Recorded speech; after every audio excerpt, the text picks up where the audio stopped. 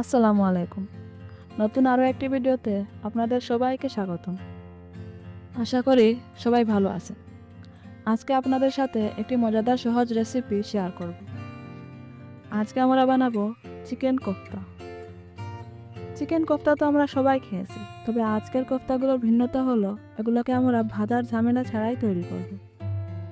প্রথমে উপকরণগুলো দেখে নিই। চিকেন কোফতা বানাতে আমাদের লাগছে চিকেন কিমা, টমেটো কুচি, পেঁয়াজ বাটা, আদা রসুন কুচি, ধনেপাতা কুচি, লবণ, কাঁচামরিচ। আপনারা চাইলে কাঁচামরিচ আস্তও দিতে পারেন, আমরা এখানে একটু কেটে নিয়েছি। সাথে গরম মশলা, সাদা তেল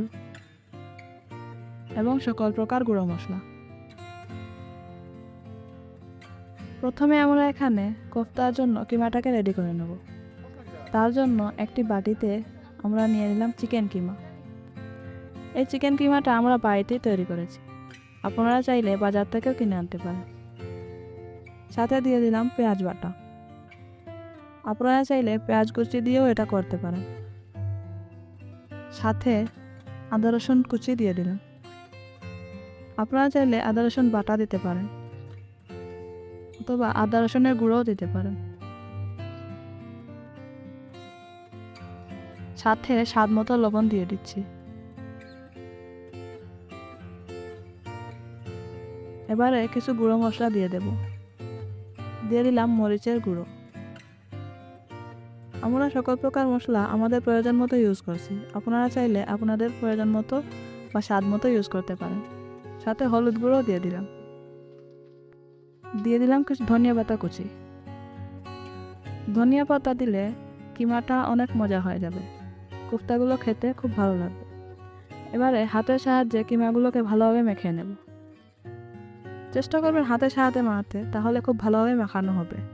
নয়তো আপনারা চামচ দিয়ে মাখিয়ে নিতে পারেন। কিমাগুলো ভালোভাবে মেখে নেওয়া হয়েছে। এবারে এগুলোকে ঢাকা দিয়ে কিছুক্ষণের জন্য রেখে দেব। এতে কিমাগুলোর সাথে মশলাগুলো খুব ভালোভাবে মিশে যাবে, এতে কোফতাগুলো খেতে খুব মজা লাগবে।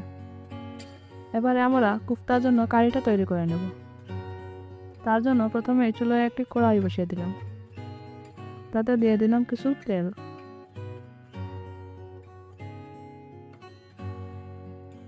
তেল গরম হয়ে এলে এতে দিয়ে দেবো রসুন কুচি। রসুন কুচিটাকে তেলে ভালোভাবে নেড়েচেড়ে লাল করে ভাজতে হবে। রসুনের কোনো কাঁচা গন্ধ না থাকে তা দেখে নিতে হবে। এবারে এগুলোকে ভালোভাবে খুন্তির সাহায্যে নেড়েচেড়ে লাল করে ভেজে নেব।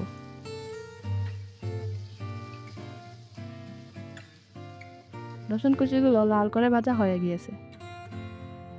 এবারে এতে পেঁয়াজ বাটা দিয়ে দিলাম। কোফতা কারির জন্য পেঁয়াজ বাটাগুলো একটু বেশিই লাগবে।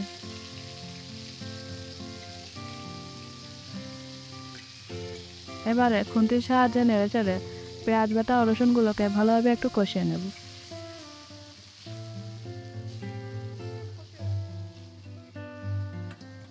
একটু কষানো হয়ে গেলে এতে আদা বাটাটাও দিয়ে দেব।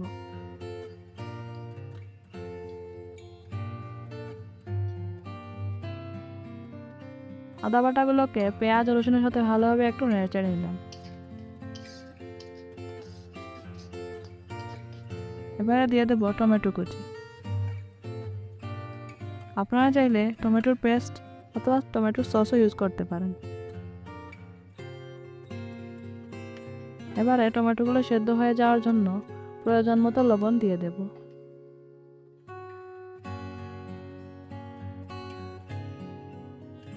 লবণ দেওয়ার পর খুন্তির সাহায্যে টমেটোগুলোকে ভালোভাবে একটু নেড়েচেড়ে দেব।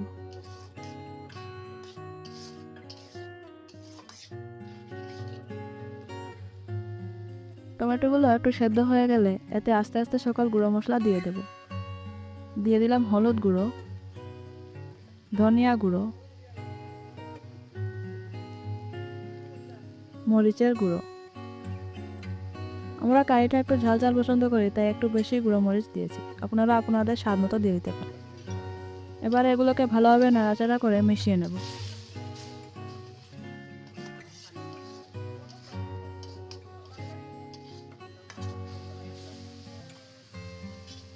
এর সাথে আমরা গরম মশলাটাও দিয়ে দিলাম, সাথে কাঁচামরিচটাও দিয়ে দিলাম।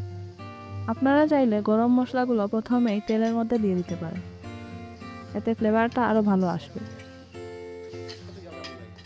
ভালোভাবে মিশিয়ে নিয়ে এগুলোকে একটু সময় কষাতে হবে, তাই একটু ঢাকা দিয়ে দিলাম।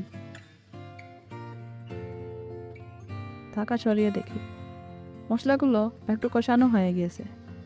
এবার এগুলোকে ভালোভাবে নাড়াচাড়া করে দেখে নেব। দেখুন মশলাগুলো একটু কষা হয়েছে, এগুলোকে আরও কষাতে হবে, তাই এগুলোকে একটু জল দিয়ে ভালোভাবে কষিয়ে নেব।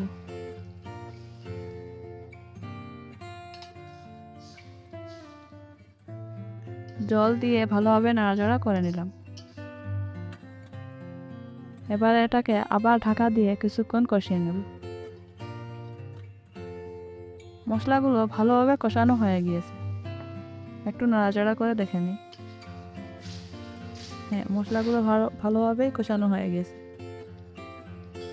এবারে এতে প্রয়োজন মতো ঝোলের পানি অ্যাড করে দেব। পানি কিন্তু একটু বেশি দিতে হবে, যেহেতু আমরা কোফতাগুলো ভাজা ছাড়াই ডাইরেক্ট কারিতেই দেব, তাই একটু পানি বেশি করে ইউজ করতে হবে। এবারে কারির পানিটা ভালোভাবে ফুটিয়ে নিতে হবে, তাই ঢাকা দিয়ে কিছুক্ষণ জাল দেব। আমাদের কারির পানিটা ফুটে উঠেছে। এবারে আস্তে আস্তে এগুলোতে কোফতাগুলোকে দিয়ে দেব। কিমাটাকে হাতের সাহায্যে গোলাকৃতি করে ঝোলের মধ্যে আস্তে আস্তে ছেড়ে দেব।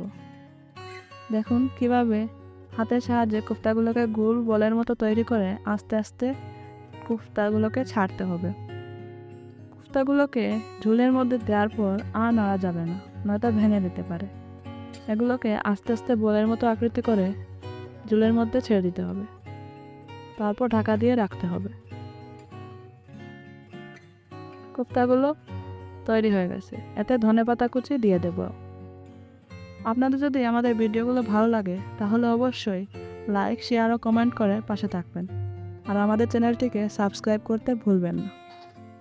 দেখুন আমাদের কোফতাগুলো তৈরি হয়ে গেছে। এবারে এটাকে একটি বাটিতে ঢেলে নেব।